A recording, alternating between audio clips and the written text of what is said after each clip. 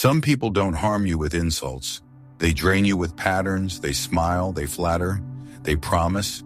But underneath, they chip away at your peace, your clarity, your time, and the wise don't argue. They don't mourn.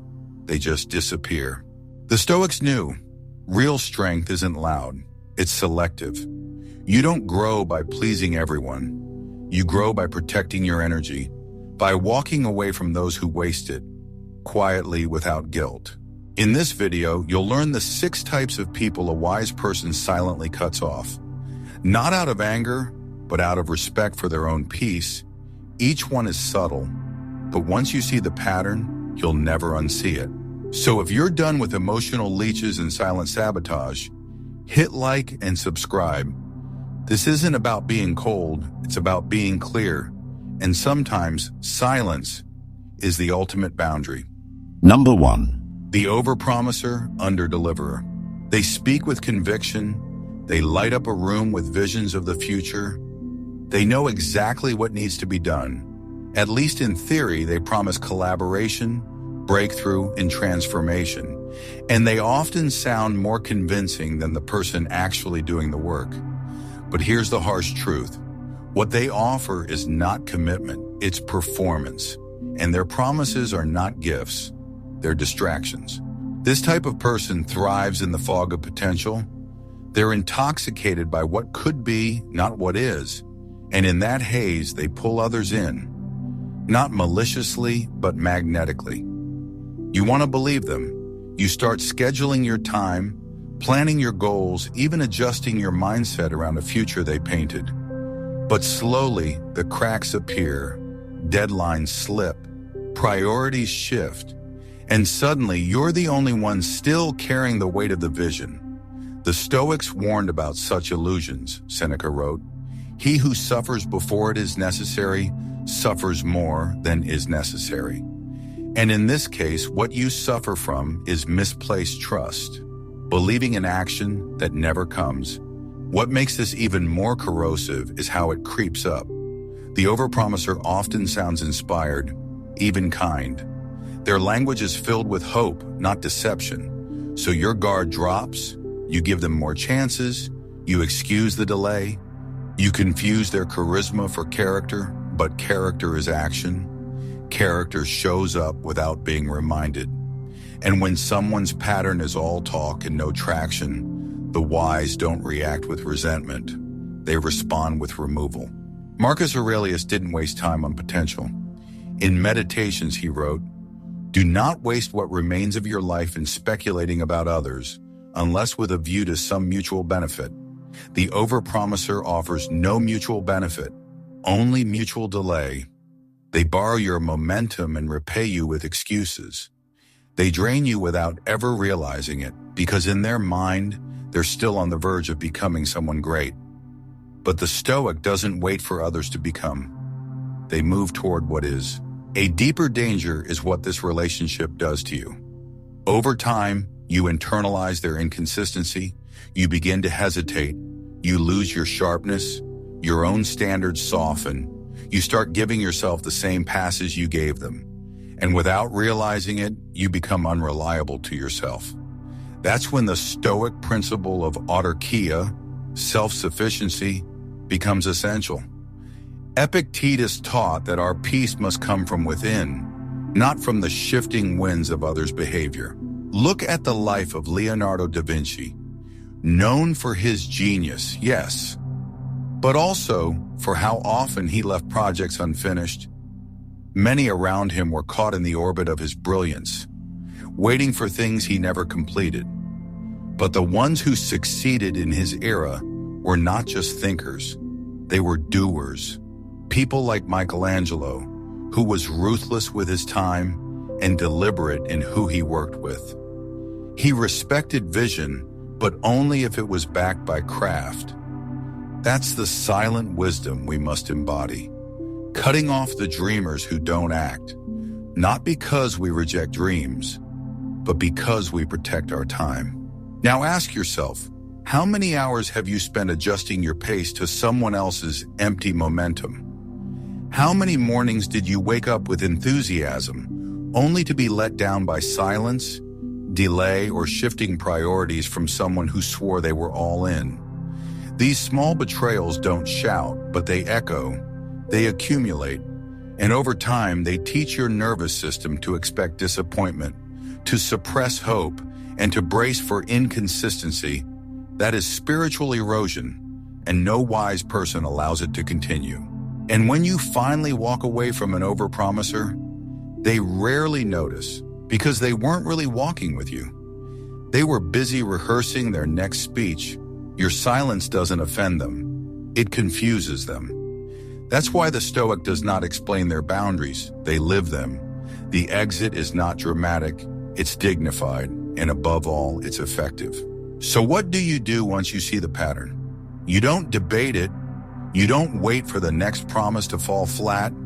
You act quietly, consistently, without hostility. You redirect your energy toward what's real, people who don't need to announce what they're building, because you can see it in their habits. You move toward clarity, and that movement in itself is wisdom. This isn't cold, this is clean. You're not cutting them off to punish them. You're cutting them off because you finally respect your time. And time is the one currency a wise person refuses to waste. Not on words, not on potential, and definitely not on someone who was never serious in the first place. As Epictetus reminded his students, don't explain your philosophy, embody it. Let others talk about what they'll do. You walk away and do it. Number 2. The one-up machine. This person can't let you have a moment. You share an achievement, and within seconds they interrupt with their own story. Bigger, better, louder. You mention a vacation, and they've already been somewhere more exotic. You land a new job, and they casually remind you they were offered something even more demanding. At first it might seem harmless, but over time, something shifts inside you. You start shrinking. You downplay your wins. You hesitate to share good news because you've been conditioned to brace for dismissal. The Stoics taught that comparison is a trap, Marcus Aurelius said. Ambition means tying your well-being to what other people say or do. Sanity means tying it to your own actions. The one-up machine is not just insecure. They are addicted to external validation. Every story you share threatens the fragile illusion they've built. So they respond not with curiosity, but with correction, not with joy, but with jealousy. But here's the thing. The harm they cause isn't always loud, it's subtle, it's emotional erosion.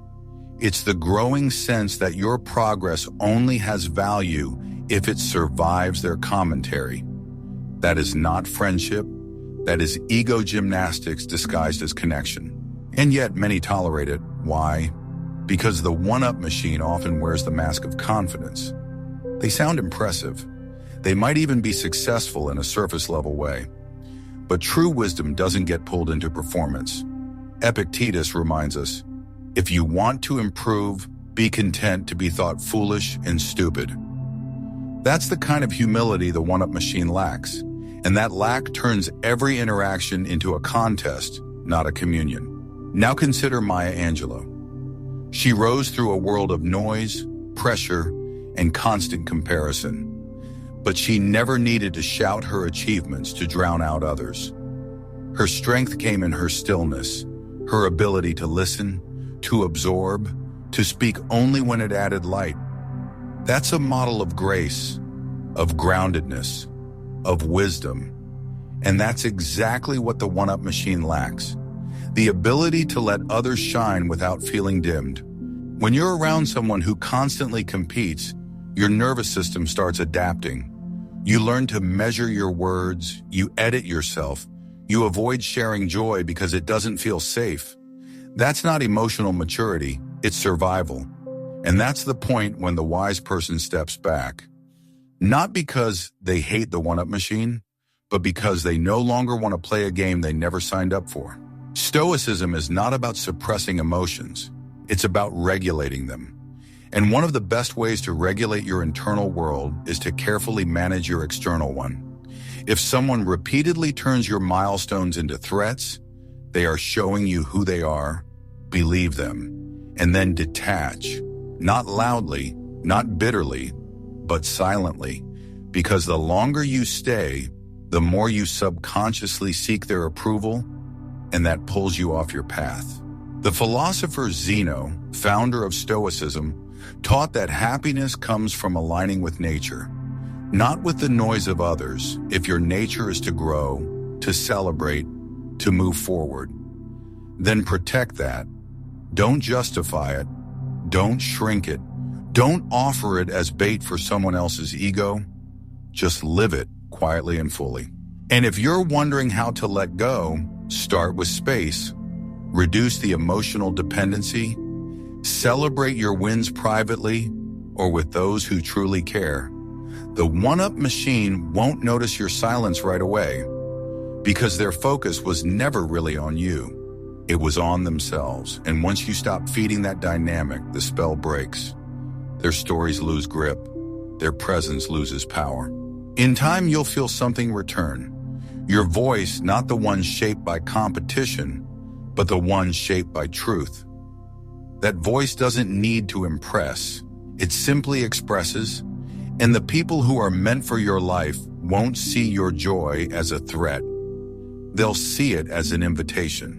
It's worth noting, when you stop sharing your light to keep someone else comfortable, you're not being humble, you're being silenced. There's a difference, and that difference matters. The wise are not boastful, but they also don't dull their glow for those who can't handle it. They don't fight to be seen, they simply stop trying to be unseen. That shift in posture changes everything. It restores your power not through resistance, but through quiet release. In the end, the Stoic does not battle egos. They walk away from them because some games are not worth winning, and some people, no matter how loud, are not worth answering. So walk away quietly, confidently. Let them win the room. You win your peace. Number 3. The Gossip Addict. They pull you in with concern. They lower their voice, glance around and say, "Did you hear about what happened with?" And before you know it, you're in a web, not of information, but of distortion. They tell stories, often framed as caring, but laced with judgment. They speak of other people's failures with a tone of fake compassion, when in truth they're feeding on drama, and they expect you to do the same, because in their world, silence is boring and peace is empty. At first, you might feel flattered. They trust you with private things. You feel closer, you feel included. But the deeper truth is, gossip is not intimacy, it's manipulation disguised as connection. And the moment you leave the room, you become their next topic. That's the pattern, that's the trap. The Stoics warned against idle speech. Epictetus was clear. If you want to improve, reject such thoughts as these. I am no more than a poor, miserable man bound to my pitiful body. What he meant was, don't fill your mind with smallness. Don't engage in mental diets of weakness, drama, and speculation. Gossip addicts live on that diet, and the more time you spend around them, the more your inner world becomes contaminated. Eventually, you start to look at others with suspicion. You begin to judge people based on secondhand information. You see flaws before you see humanity. And worst of all, you begin to turn that same lens inward. You become hyper-aware of how others might be speaking about you. Your peace gets replaced by paranoia. The wise don't live that way. They protect the gate of their mind with extreme discipline. Marcus Aurelius wrote, "The soul becomes dyed with the color of its thoughts." Sit with a gossip long enough, and their bitterness becomes your filter. Their anxiety becomes your background noise. Their words, once directed at others, eventually shape your view of yourself. And here's the trick. The gossip addict always frames it as virtue. I'm just concerned. Someone had to say it. I thought you should know. But gossip rarely flows from compassion. It flows from insecurity. People who feel small make themselves feel big by pointing out the cracks in others. And the Stoic knows tearing someone down, even in private, does nothing to elevate your own soul. Look at Oprah Winfrey. Her rise was not just talent, it was discernment. She became one of the most trusted voices in the world, not by whispering about others, but by elevating them. She built her platform on empathy, not gossip, on inquiry, not accusation, and that's why she stood apart. Because in a world addicted to drama, she chose clarity. That's the difference. That's the model. But there's something even more subtle at stake. The more you tolerate gossip, the more you become emotionally bonded through negativity. Instead of building connection through shared values, you begin connecting through shared judgment. And that's a weak foundation. It means the relationship only thrives when someone else is falling. A wise person sees this early. They sense the unease after each of these conversations, the internal residue, the spiritual clutter, and they realize this is not just about them, this is shaping me. So how do you deal with a gossip addict? You don't confront them with lectures, you just stop participating, you change the subject, you go quiet, and when the pattern repeats, you remove yourself, not loudly, not righteously, just cleanly. Because once you stop feeding their appetite, they move on. Their addiction needs fuel, and your silence starves it. The Stoic doesn't just avoid bad people, they avoid bad patterns. And gossip is a pattern that rewires your brain for judgment, not discernment, for noise, not depth. That's why it must be cut off. Not to punish the gossiper, but to protect the listener. And here's what happens when you walk away. Your mind clears, you begin to hear your own voice again, your empathy deepens, your perspective widens. You stop labeling people and start understanding them. And in that clarity, you grow, quietly, firmly, powerfully. In the end, wisdom doesn't whisper about others. It speaks only when it brings peace, truth, or solution. Everything else is wasted breath. So, if someone pulls you into gossip, don't fight them, don't correct them, just stop playing the game. Let them speak to silence, and let your silence remind you who you are. Number 4. The social climber. They don't build relationships, they negotiate transactions. Their kindness has terms. Their attention has an agenda. You don't meet them. You enter a calculation because they say the right things. Compliment strategically. Mirror your values just long enough to gain your trust. But over time, the pattern emerges. Their loyalty is conditional and their presence is temporary. They don't remember your values, only your value. To them, people are steps, not souls. If you can't elevate their position, you become invisible. And if someone with more status enters the room, they drift like smoke toward power, not out of malice, but instinct. The Stoics would call this person enslaved, not to others, but to the illusion of advantage. Marcus Aurelius warned, "It is not death that a man should fear, but never beginning to live." And those who chase status never truly begin to live, because their life is reaction, not intention. Their energy is always reaching, calculating, adjusting, never still, never free. When you interact with a social climber, you may find yourself trying to stay relevant. You overextend, you overperform, you bend your identity in small, silent ways just to keep their attention. And this, over time, breaks you, not loudly but gradually, because once you attach your worth to someone else's recognition, you become less sovereign with every interaction. True Stoicism is not about rejecting relationships, it's about choosing them with discernment. Epictetus said, "Freedom is the only worthy goal in life. It is won by disregarding things that lie beyond our control. And one of those things is how people rank you in their social hierarchy." The wise person refuses to compete in a game where status determines connection. They see through it and they step out of it. Take the example of Keanu Reeves. Despite his fame, he is known for his humility, for sitting with crew members instead of climbing celebrity ladders. He's often seen standing in the back, giving up his seat on subways, showing quiet respect to everyone, regardless of rank. That is not weakness, that is clarity. He's not climbing, he's walking forward with dignity. But the social climber doesn't walk, they chase, and the moment you stop being useful, they vanish. This teaches you a harsh truth. Some people don't connect, they harvest. And once your field stops producing, they move on to the next. There's another layer here we rarely talk about. The social climber often teaches you to become one. By mimicking their behavior, you begin to measure others by what they can do for you. You filter conversations through opportunity instead of authenticity. This is the real cost. Not just their influence on your life, but their corruption of your heart.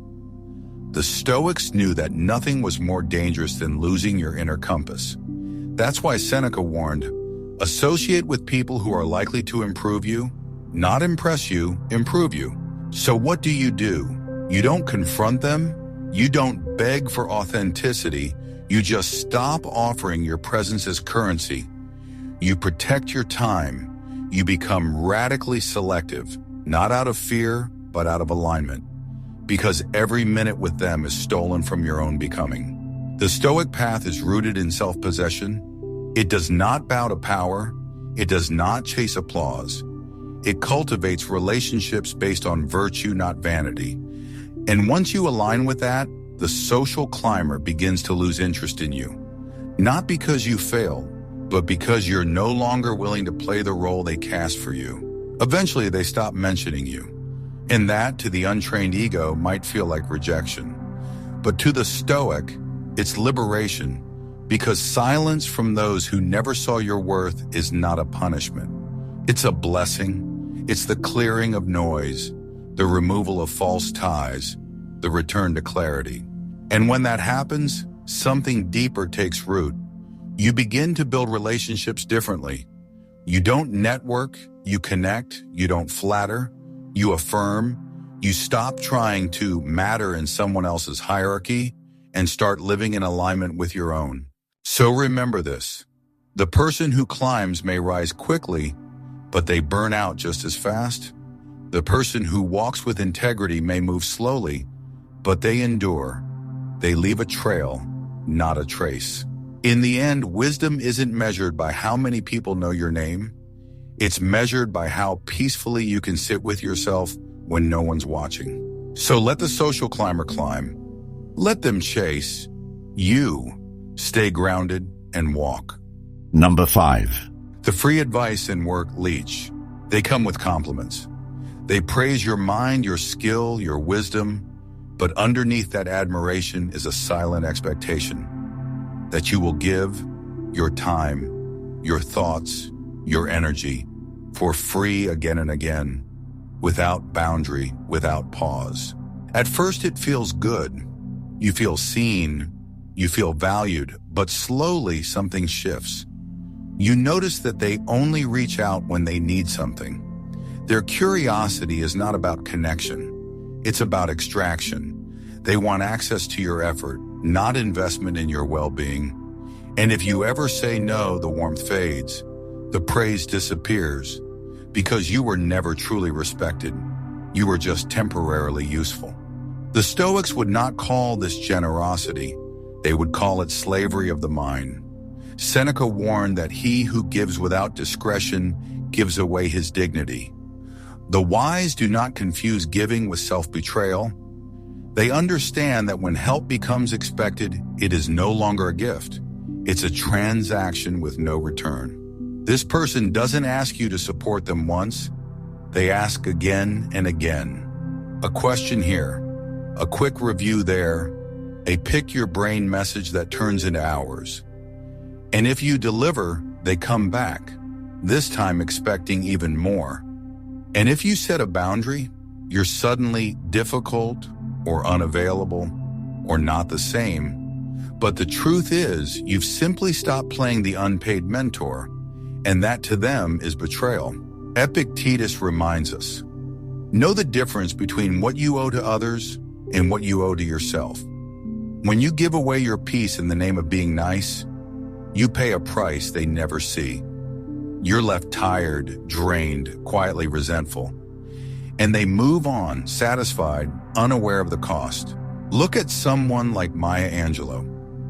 Her wisdom was sought after by millions, but she was not available to everyone. She guarded her time. She didn't dilute her energy for the sake of being liked. Her presence was a privilege, not a public utility. That's not ego. That's clarity. Because when you give too freely to those who only take, you rob those who need your presence most, including yourself. The free advice leech often uses subtle tactics. They guilt trip. They remind you of past favors. They act as if access to you is a given. But it's not. Your mind is not public property. Your effort is not infinite. And wisdom must be stewarded, not scattered. So what does a Stoic do? They set boundaries, quietly, firmly, not with harshness, but with self-respect. They don't explain their worth. They embody it. They recognize that time is not something you manage. It's something you protect. Every hour spent solving someone else's problem is an hour not invested in your own growth. And when you begin treating your energy as sacred, the leeches fall away. There's also an inner transformation that occurs when you stop overgiving. You begin to see that not every request is an opportunity to serve. Some are traps to be drained. You start reclaiming your mornings. You think more clearly. You create without waiting for someone's approval. And what you build from that space is always more powerful. That's what real service looks like. Not scattered responses, but focused presence. Even Marcus Aurelius, emperor and philosopher, protected space to think, write, and observe. He didn't allow the demands of others to override the demands of his own mind. That was discipline. That was respect for himself and for the work he was born to do. Here's the paradox. When you finally say no, not everyone leaves. The ones who respect you stay. They adjust, they grow. But the ones who were only there to use you, they vanish. And their silence is the answer you were waiting for. This isn't about becoming selfish. It's about becoming sane. You can't give from an empty vessel. And you shouldn't have to explain why you're tired from carrying weight that was never yours to bear. The Stoics didn't teach detachment from compassion. They taught alignment with purpose. And your purpose is not to be drained by everyone who finds your light convenient. Your purpose is to shine where it matters, to serve with intention, and to draw clear lines so your soul stays intact. So when someone comes with praise in one hand and silent demands in the other, step back, observe, protect your space. Because wisdom isn't free, it's earned, and your energy is not a gift for the ungrateful, it's a fire. Don't let it burn out on people who never plan to stay warm. Say no, kindly, firmly, and without guilt. That's not rejection. It's revelation. It shows you who was really there for you and who was only there for what you could do. Let them go. Let them call you difficult. You're not here to be drained. You're here to do the work that matters. And that work begins with knowing your worth and guarding it like your peace depends on it. Because it does. Number 6, the drama magnet. This person doesn't seek solutions. They seek storms. Wherever they go, chaos follows. If there isn't a crisis, they create one. If there isn't a conflict, they stir one. And while they may appear as victims of circumstance, the deeper truth is they are addicted to emotional intensity, not peace, not progress, but drama. At first, their stories pull you in. You want to help. You want to make things better. But no matter how much advice you give, how much time you invest, nothing changes. That's because they don't want resolution. They want your reaction, your attention, your emotional involvement. That is their fuel.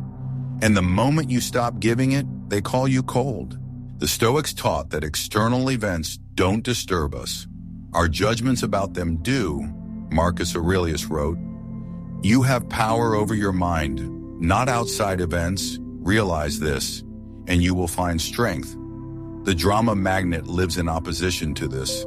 They surrender their mind to every external problem, and worse, they pull others into that surrender with them. Spend enough time around a drama magnet, and you begin to absorb their chaos. Your nervous system gets hijacked. You start anticipating crises, waiting for the next explosion. And slowly, your own baseline of peace starts to disappear. You become reactive, on edge, distracted from your path. Eventually, you realize something sobering. They're not trying to get out of the storm. They are the storm. They need it to feel alive. And as long as you're near them, you're going to be wet, cold, and confused. What makes it harder is that the drama magnet isn't always obvious. Sometimes they come disguised as someone just going through a lot. But if you observe closely, you'll notice that every season of their life feels like a breaking point. They never graduate from the lesson. They simply retell the pain over and over with new characters. This isn't healing, it's repetition. And as the Stoics remind us, suffering becomes dangerous when it becomes familiar. Seneca wrote, "We suffer more often in imagination than in reality." That's the trap. The drama magnet mistakes intensity for depth. But real depth is quiet, it's consistent. It grows inward before it speaks outward. Look at someone like Fred Rogers, Mr. Rogers. He wasn't loud, he wasn't flashy, but he built a world rooted in calm, care, and deliberate presence. He didn't chase attention, he cultivated depth. That was his rebellion against a noisy world. And it's proof that you don't need drama to matter. You need meaning, you need consistency, you need stillness. The drama magnet resists all three. Here's what makes them especially dangerous. They often disguise their chaos as vulnerability. They cry in front of you, they lean on you. They say no one else understands. And you, being kind, open your heart. You make space, but you're not a safe space to them. You're a stage, and your empathy becomes the spotlight. Epictetus warned against spending time with people whose habits make you less free. That's what the drama magnet does. They train you to expect disorder. They condition you to walk on eggshells. And they make your peace feel like a luxury you can't afford. So what do? You don't match their energy. You don't try to fix their world. You fix your boundary. You exit the role of emotional caretaker. You stop attending every performance they invite you to, not with cruelty, but with clarity. And then something shifts. You start to breathe again. Your mornings feel lighter. Your mind grows quieter. You become more grounded, more deliberate. And the space that used to be filled with secondhand stress is now filled with something stronger, your own voice. The Stoic path is not about isolation. It's about intention. Who you let near you shapes who you become. And some people, no matter how close they once were, must be loved from a distance. Not because you don't care, but because you finally care about yourself enough to walk away. And here's the paradox. Once you leave, the drama magnet doesn't collapse. They find a new audience, a new rescuer, a new person to spin in their web. Because it was never about you. It was always about their need for noise. That's why your silence isn't abandonment. It's a boundary. So when someone thrives on drama, remember your peace is not a punishment. It's a filter. It reveals who was aligned with your path and who was attached to your reaction. You don't need to explain. You don't need to defend. You just need to step back. Let them dance in their storm. You stay still, stay solid, and keep walking toward a life where peace isn't disrupted. It's defended. Not everyone deserves a front row seat to your life. Some drain your peace, others distort your purpose, and the wisest move isn't confrontation, it's quiet removal. That's what the Stoics taught us, to guard our inner life the way a strong city guards its gates, not with fear, but with discernment. If someone repeatedly disrespects your energy, your time, your growth, you don't owe them access. You owe yourself protection, because clarity begins with subtraction, and the more you let go of those who pull you off course, the more space you create for depth, truth, and genuine connection. So move in silence, detach with grace, let your absence speak what your words never could. And remember, peace isn't something you find, it's something you defend. If this video gave you clarity, make sure to like and subscribe, and above all, protect your mind, because everything you build begins with what you allow in.